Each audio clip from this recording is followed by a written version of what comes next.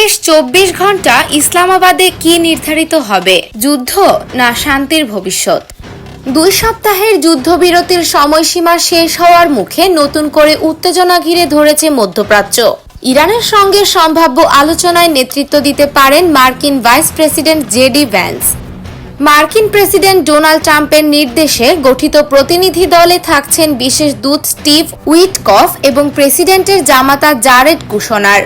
Iran আলোচনায় রাজি হলে আজই ইসলামাবাদের উদ্দেশ্যে রওনা হতে পারে মার্কিন প্রতিনিধি দল।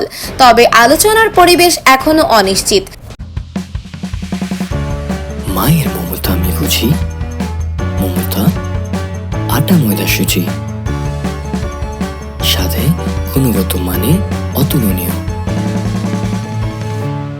ইরানের প্রেসিডেন্ট মাসুদ পেজেশকিয়ান যুক্তরাষ্ট্রের প্রতি গভীর অবিশ্বাস প্রকাশ করে সতর্ক করেছেন। অন্যদিকে ইরানের পার্লামেন্ট স্পিকার মোহাম্মদ বাঘের গালিবাফ বলেছেন, হুমকির মুখে কোনো আলোচনা নয়, আমরা নতুন চমক দেখাতে প্রস্তুত। সংকট নিরসনে তেহরান হরমুজ প্রণালীতে মার্কিন অবরোধ প্রত্যাহারের দাবি জানিয়েছে।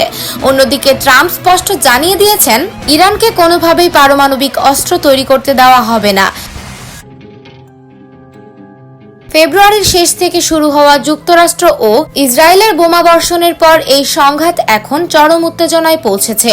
২ সপ্তাহের যুদ্ধবিরতির সময়সীমা আরও ২৪ ঘন্টা বাড়িয়ে ওয়াশিংটন সময় বুধবার সন্ধ্যা পর্যন্ত নির্ধারণ করেছেন ট্রাম্প। এখন প্রশ্ন একটাই, আলোচনার টেবিলে কি মিলবে সমাধান, নাকি আবারও জ্বলে উঠবে যুদ্ধের আগুন?